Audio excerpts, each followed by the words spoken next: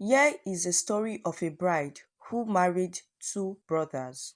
The first time Tola saw Kunle, the sun was sitting gently on the roofs of Ilara village, washing the red earth in gold. She was a tailor's daughter, quiet and pretty, with eyes that could make a person slow down and think. Kunle was a rich trader from Lagos who drove a dark XUV that made small boys run after it and shout. He bought cocoa, palm oil, and rare fabrics and sent them to big markets in Lagos and Ibadan. He came to Ilara for business, but his eyes found Tola, and from that day, business became a smaller thing. Everyone said Kunle had a clean heart, a soft voice, and a strong wallet. He never argued prices with widows. He paid for the borehole repairs and promised to fix the leaking roof of the primary school. Mothers told their daughters to learn how to talk gently like him. Fathers shook his hand for too long. Even the town crier, Baba Kulade, kept adding sweet words each time he called Kunle's name. Tola kept her head low, but her smile said yes early, and the whole village heard it. When Kule sent elders to Tola's father, there was dancing, clapping, and talk of a wedding bigger than any the village had seen. Drummers started practicing under the mango tree. The food sellers began counting how many pots they would use. The women in Tola's sewing circle begged her to design their gowns too. Everywhere Tola went, her future shone like fresh Ankara cloth. Then Kunle's younger brother came home. Dapo walked into Ilara like a song that didn't ask permission to enter your ear. He was handsome in a playful way, with a smile that arrived before his words and a laugh that scattered people's worries. He played the talking drum, and children always followed him because they knew something interesting would happen when Dapo was around. He had stories from Abeokuta, Ibadan, and Lagos. Stories about music shows, small successes, small failures, and near misses that sounded like near miracles. He was the kind of person who could make an auntie forgive you for coming late just by saying her hairstyle looked like a queen's crown. From the first greeting, Tola felt something she didn't want to name. She held her breath when Dapo spoke and released it with a secret smile. She hated that she smiled. She loved that she smiled.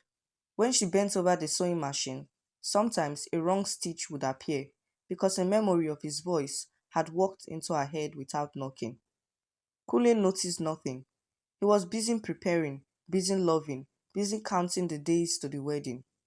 He trusted his brother the way a man trusts his right hand. He would say, Dapo, help me carry these beers to Baba Pastor. He would say, Dapo, please remind the decorator about the lights. He would say, Dapo, I can't be everywhere. Stand in for me. And Dapo would nod, grin, and do it like a star.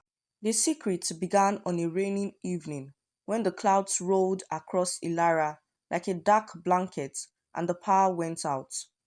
The generators were quiet because it was midweek and everybody was saving fuel for the next Saturday party at the next village. Tola had walked to the community hall to check the measuring tape she left during rehearsal. She did not want to ask anybody to escort her. She was brave like that, or she told herself she was. Dakpo was there, too, tuning his drum in the dark, humming a song you only hum when you are alone with your thoughts. They started talking about the storm, then the wedding, then destiny. When thunder hit the ground like a stubborn drumstick, Tola jumped, and Dakpo reached out before he could think. The first touch felt like a fire that didn't burn. The second touch felt like a door that shouldn't open. They both stood very still as the rain washed the zinc like a broom. Don't, Tola whispered, but she didn't move away. I know, Dakpo said, but he didn't move away either. What started as a mistake turned into a memory that refused to fade. It happened again, not often, but enough to change everything inside Tola. She prayed for the courage to stop. She scolded herself. She cried after it ended. She told herself that the wedding would fix her heart like a tailor, fixes a torn sleeve. She believed that a new life with Kunle would cover the old secret like a fresh layer of paint. She told herself she would bury it and never look back. Then, late one night, while sewing lace on her wedding veil, she felt a dizziness that did not feel like tiredness.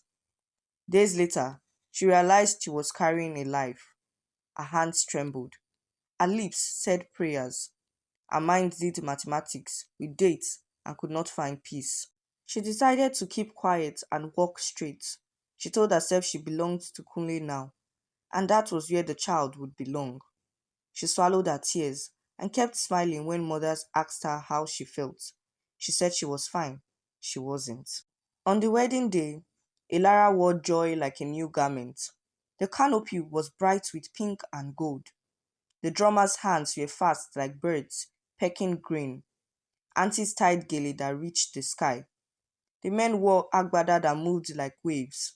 Food flowed from pot to plate like a river that never runs dry.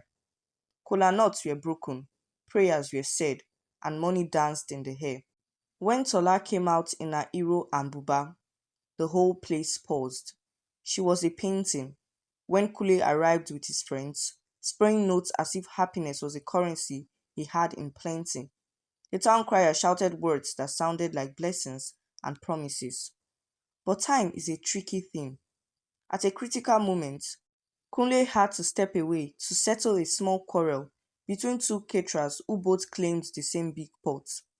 He handed his ring to Dapo. "Keep it for a minute," he said, laughing. "Don't run away with it." Dapo, ever the helper, held the ring carefully. The MC called for the symbolic moment when the bride would be touched with the ring before the final prayer. Kunle was still away. The crowd was chanting. The tension was high. The MC, excited and sweating, waved at Dapo. "Brother, help us hold place for the groom." Everyone laughed. A playful suggestion turned into pressure. The old women clapped. The drummers pressed their drum heads tight. Dapo, half joking, half frozen, stepped forward. He didn't put the ring on. He only touched it to Tola's finger to satisfy the crowd's noise like a quick joke. Nobody saw how Tola's heart jumped. Nobody noticed how the oldest woman under the palm tree, Mama Shewa, looked away and then back as if she recognized a sign she once heard about in the old days. She muttered, "The first touch is powerful," but the music swallowed her words. Kunle returned, they completed the blessings, and everyone cheered until the moon complained. That night, Tola became Mrs. Kunle in every book that mattered. She told herself the world had moved on, and she would move with it. She loved Kunle in the gentle way a soft wind loves a flame, carefully, fully, afraid to blow too hard. She cooked, she laughed, she apologized with gifts when she was moody, and she thanked him for every little kindness. Kunle was happy. Dapo smiled from a distance and wrote songs that had too much feeling for one man's heart.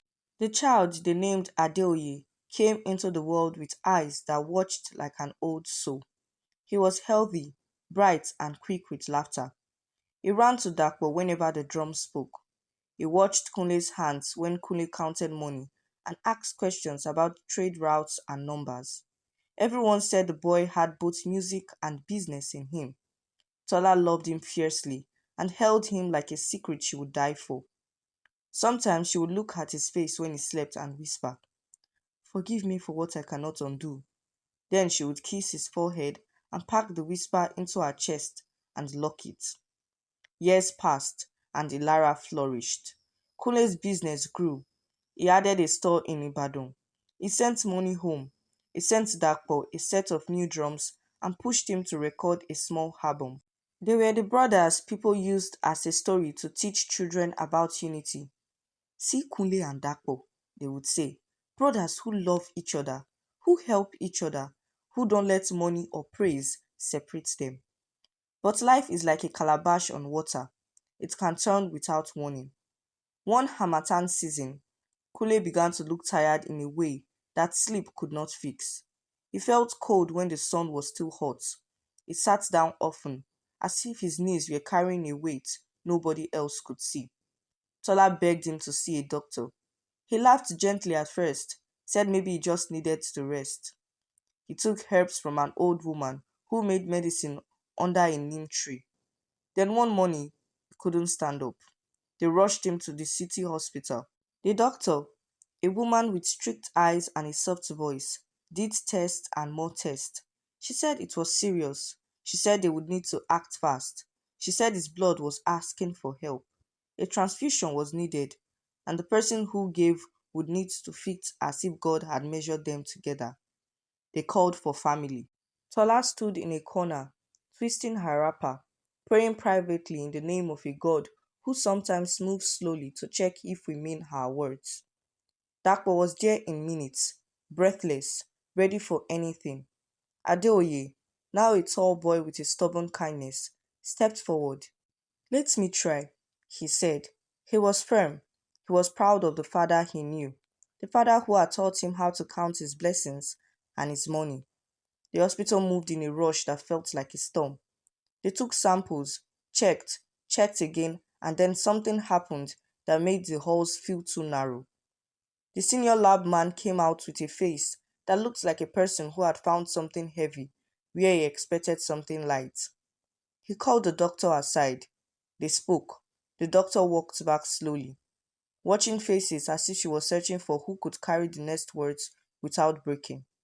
Softly, with respect, she told them what the test had shown. There was a rare pattern in the boy's blood that matched only one person in the building, and it was not Kunle, it was Dapo. Silence is loud when it falls inside a big room. Dapo froze like the wall clock. Tola's hand slipped from her wrapper and hung by her side. Kunle blinked again, and whispered, "Say it again." The doctor repeated. She did not shout, she did not point, she did not judge. She only delivered what the hospital knew. Who could give the blood that would blend without fight? Who shared a mark so uncommon that it told its own story? The room changed forever. Kunle's breath stuttered. He reached for the bed rail and held it with his business hand, the hand that always looked sure. His eyes traveled to Tola. She could not hold them. They drifted to Dapo. Dapo looked like a boy caught where he never planned to be caught. The world grew too bright and too dark in the same second. A nurse started to say something, then stopped. Adeoye looked between the men he loved and understood something he had always felt but never named, that his drum beat and his counting hand had not just been gifts from nowhere.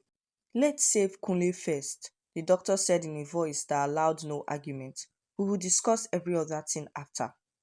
Dapo rolled up his sleeve, jaw tight, eyes wet, no song left in him. He gave what he had to give. The room held its breath. When the transfusion started, Kunle turned his face to the wall, and a single tear moved down like a slow traveler. Tola stood very still. She wanted to scream and could not find her voice. The machines hummed. The fluids dripped. Outside, a hawker shouted boiled granuts like life was normal. Kunle did not die that day. He slept, woke, slept again, and returned like a man who had visited the edge and changed his mind. But the house he returned to was full of ghosts. Words hid under chairs. Eyes avoided eyes. Adeoye tried to make jokes, but they dropped on the floor like stones. The village gossips chewed the story like sugarcane. Some blamed Tola without knowing her tears. Some blamed Dapo without remembering that hearts have their own stubborn parts. Some pitied Kunle without seeing the fight in his spirit. And in the middle of it all, the silent question stood between every heartbeat. What now? What now became fire? One evening, after a week of cold peace, Kunle asked for a family meeting. Uncles came, aunties came, pastor came with his Bible. The town crier came and sat on the veranda like he had always lived there. The small sitting room was full of people who felt big feelings. Tola wrapped her head tie lower. Dapo sat at the edge of the chair, hands clasped, ready to receive any punishment. Adeoye stood at the door, leaning his shoulder against the frame, practicing how to be strong. Kunle spoke with a voice that surprised everyone. It was steady, not because it didn't shake, but because it shook and continued anyway. He said he felt betrayed. Yes, he said his heart had been torn like old cloth.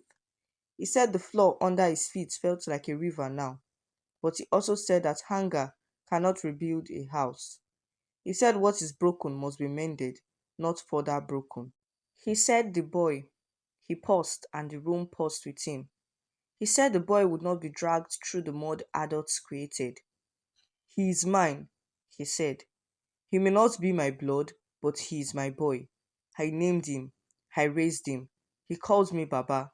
That calling is not a joke. Tola started to cry quietly, finally. Kule took a breath, then looked at Dapo.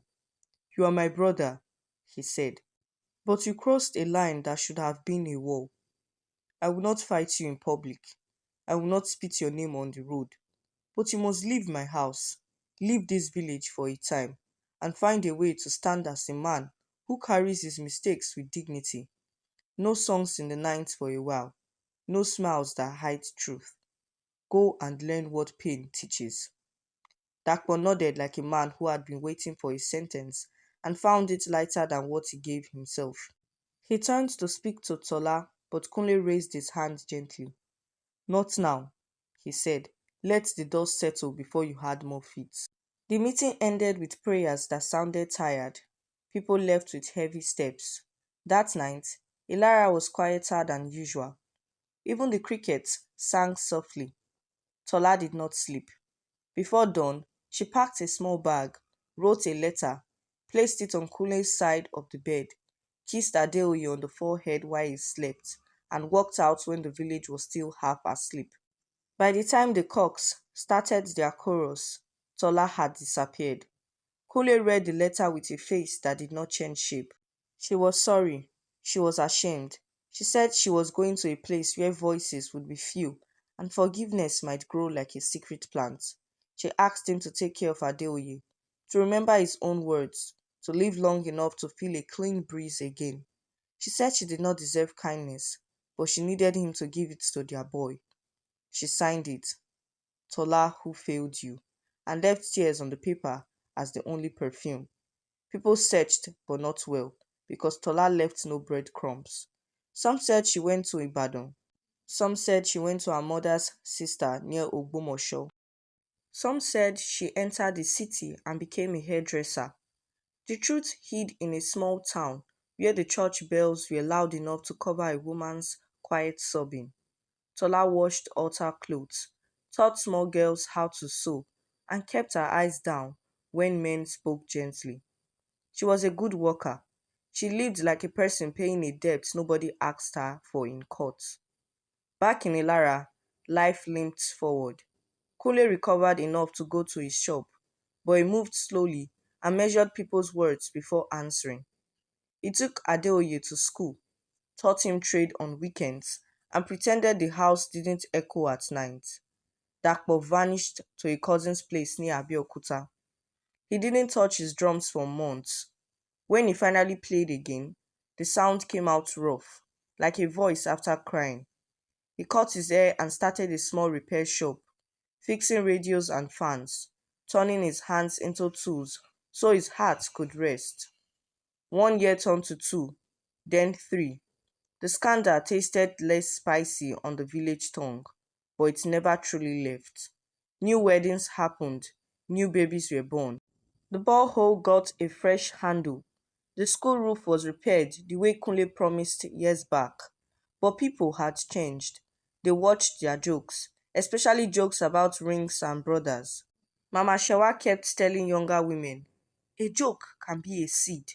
Don't plant what you don't want to harvest. One August, news spread that the King's Festival would be bigger than usual. They planned a masquerade show, night markets, and a Thanksgiving march. Traders came from everywhere. Music filled the air like smoke. Adeoye, now a young man with shoulders beginning to promise, helped Kunle in the store. He still visited the hospital chaplain, sometimes to ask questions about forgiveness that sounded older than his age. And on a bright Saturday, When the festival was at its loudest, a woman in a plain wrapper stood at the corner of Kunle's shop and stared for too long. Kunle looked up and the world lost its voice. Tola's face was thinner, but her eyes were the same. He didn't shout, he didn't run. He just stood, as if someone had pressed pause on his life and then released it.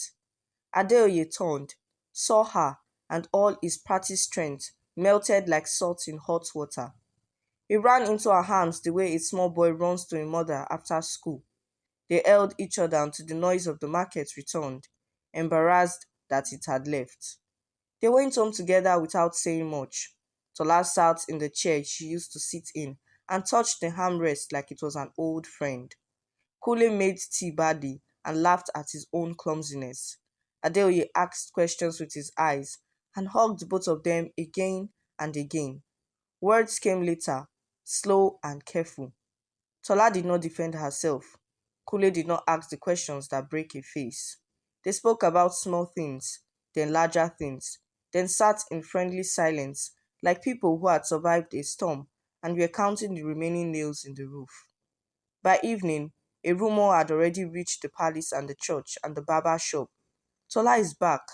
The village was ready to judge again, but the festival swallowed some of the fire.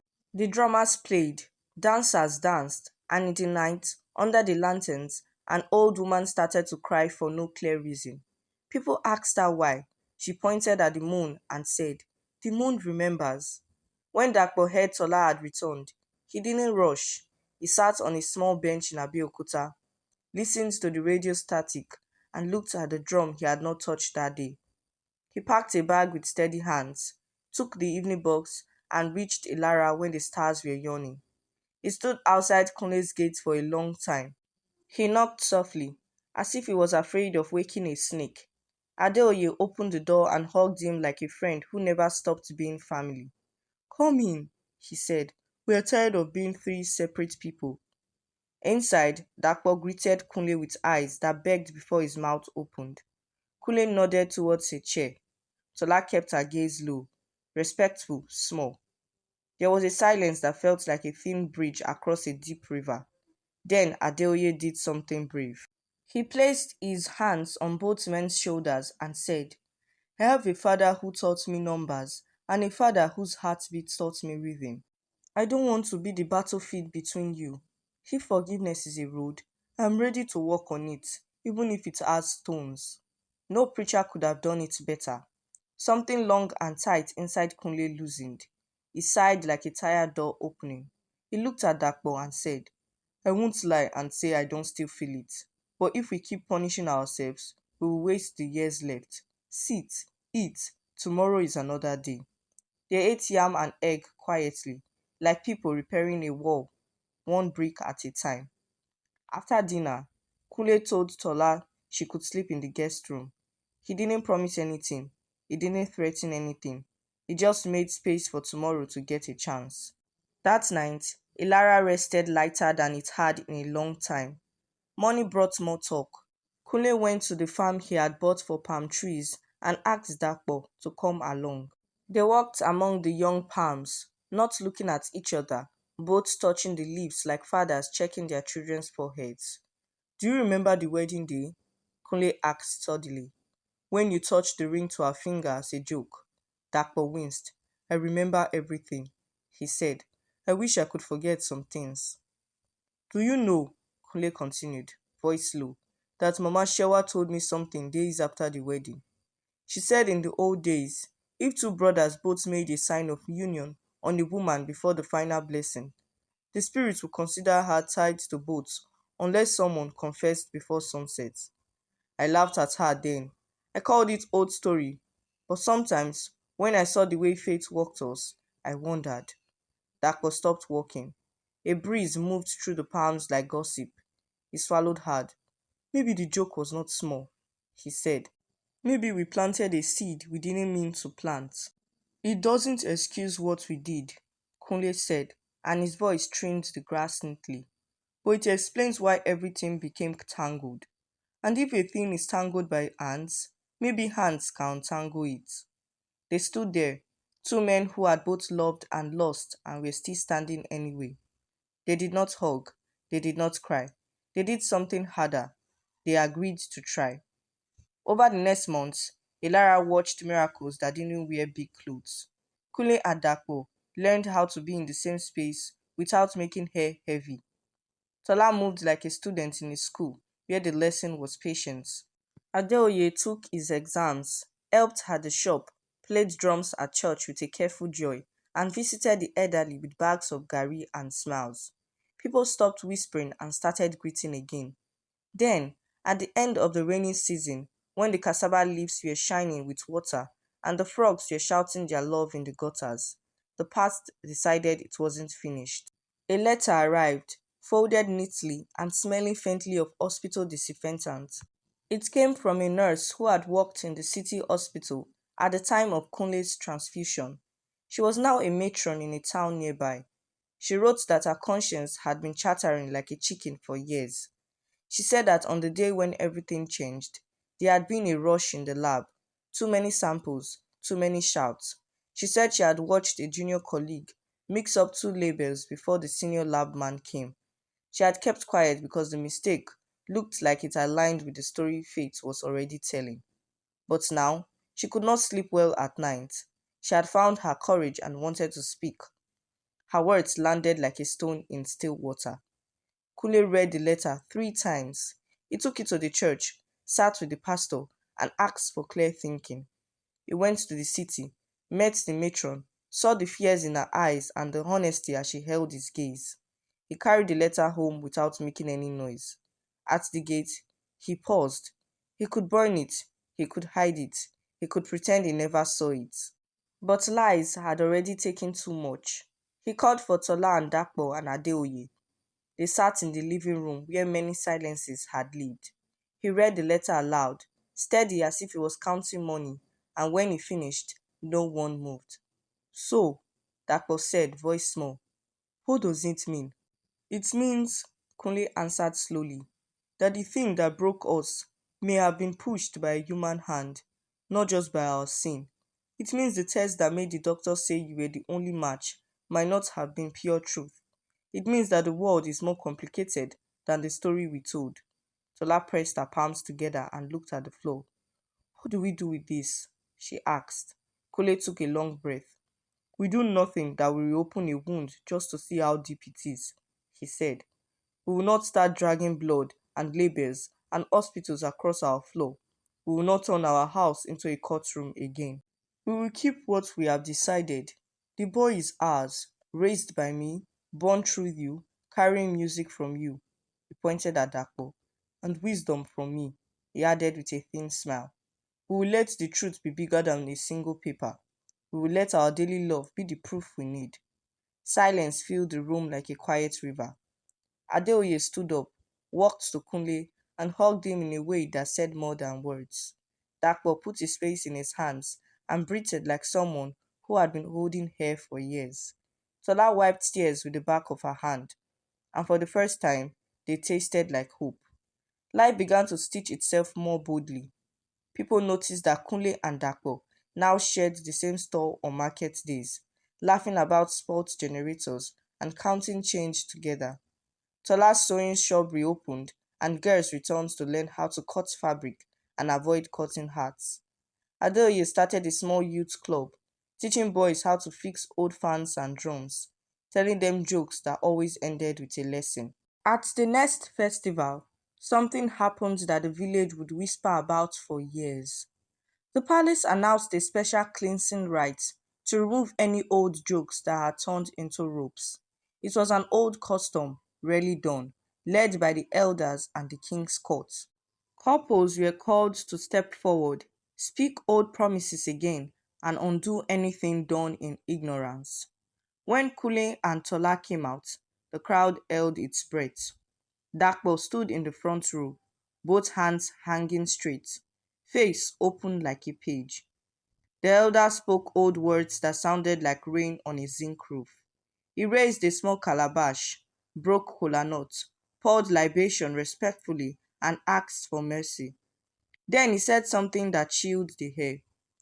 On the day of their first marriage, The younger brother touched the ring to the bride's finger before the final blessing. In our father's time, that was a sign with weight. The spirits can hold it against the house. But today, before the people and the heavens, we return that sign to a place of empty meaning. We break the joke. We open the door to peace. He touched the ring to Tola's finger again, slowly, this time with Kunle holding her hand and with Dapo watching, eyes full, head bowed. The drums played a gentle rhythm. The crowd exhaled. The king nodded once and smiled the way a river smiles when it finally meets the sea. You would think that was the end. You would think the story finally found its soft bed and slept. But the end was not ready to be simple. After the rite, Mama Shewa, the oldest woman from under the palm tree, sent word that she had something to say. They brought her in a chair, slow like carrying an egg. Her voice was weak but sharp. I am old enough to tell truth without fear, she began. On the wedding day, before sunset, I told Kunle's father the ring touch was not a small thing. He laughed. I kept quiet, but I also did something else. I took the bride's hand when nobody was looking and rubbed a little oil from the community lamp into her palm. In our mother's time, that oil was used to tie wandering feet to home. I did it to protect the house. I never told anyone. Forgive me if I tied her too tightly, because after that day, she could not run far. She tried, but her feet remembered. She coughed, then smiled sadly. I wanted to help. Maybe I made it worse. The courtyard buzzed with shock, then settled under the elder's raised hand. They thanked Mama Shewa for her honesty, and the palace said cleansing covered even old women's oil. People laughed gently, relieved. Then a second blow arrived, quiet and sharp as a knife under cloth. A man in a simple agbada stepped forward from the back of the crowd. He was tall, with a face that looked like a map of patience. He introduced himself as Halaji Salami, a trader from Lagos. He said he had known Kunle's late father in the early years of business. He said he had a story to add, one that would make many mouths open and refuse to close. In the early days, he began, choosing words like a careful cook choosing peppers.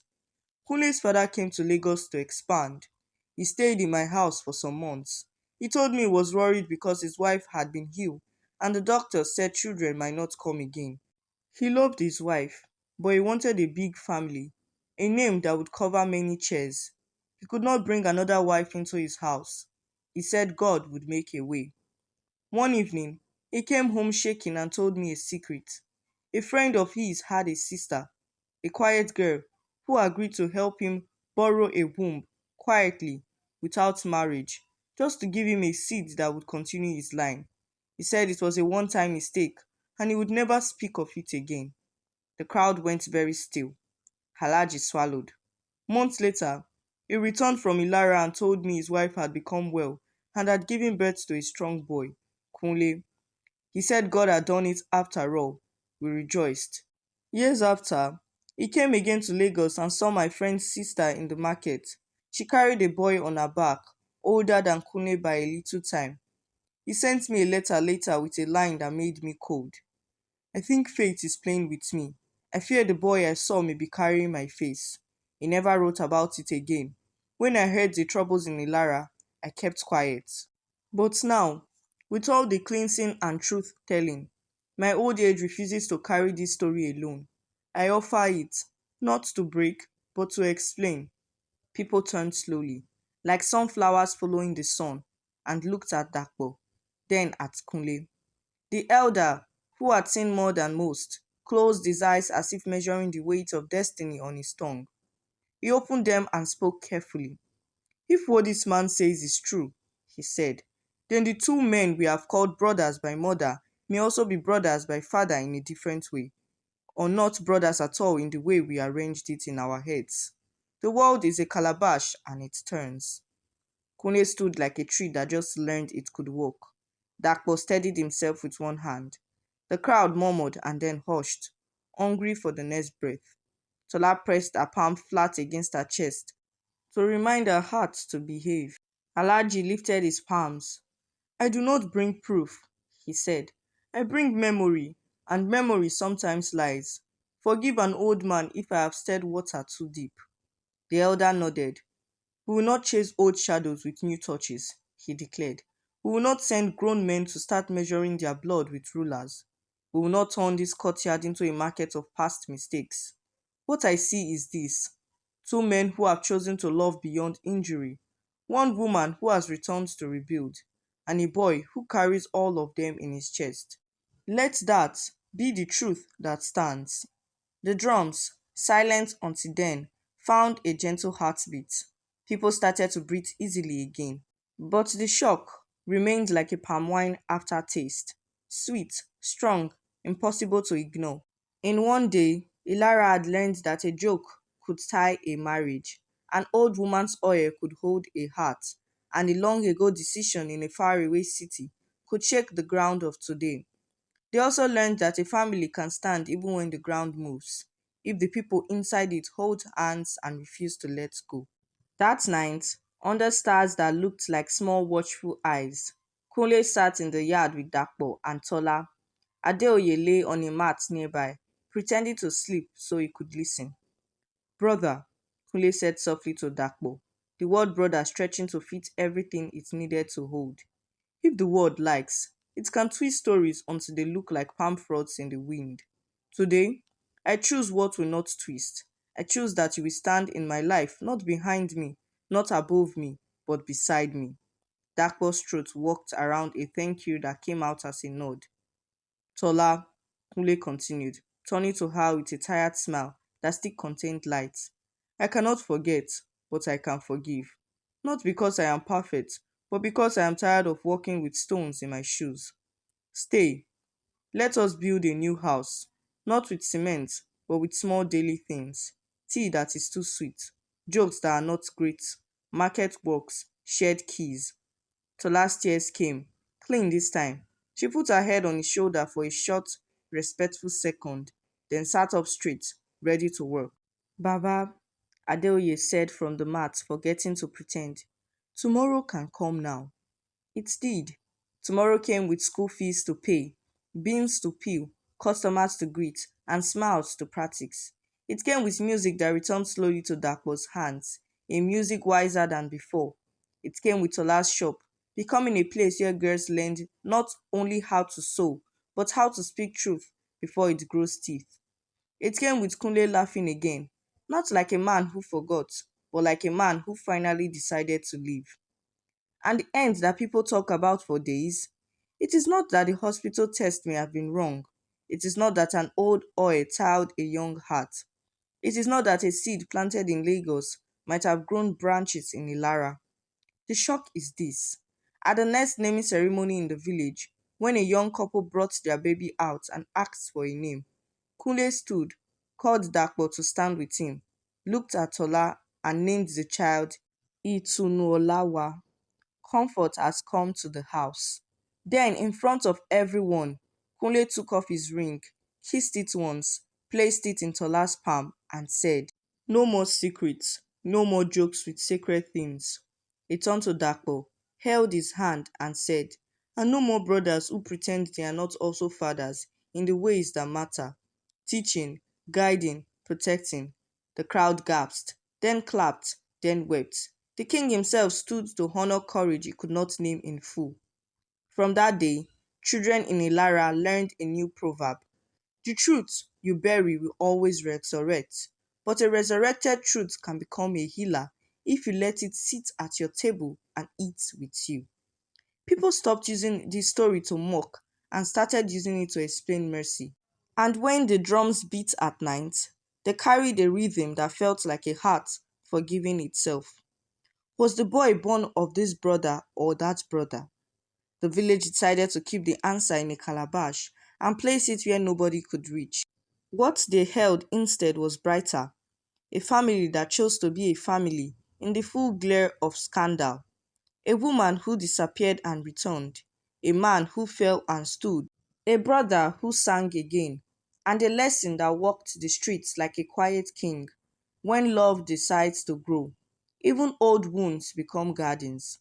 And that is how the bride who married two brothers taught a whole village to fear careless jokes, to respect old oil, to doubt loud rumors, and to trust the slow miracle of forgiveness. The end. The moral lesson of this story is the truth you bury will always resurrect. If this story speaks to you, please like, subscribe, and share it with one person who needs this reminder. Your support helps us bring more powerful African folktale stories to life. Thanks for watching.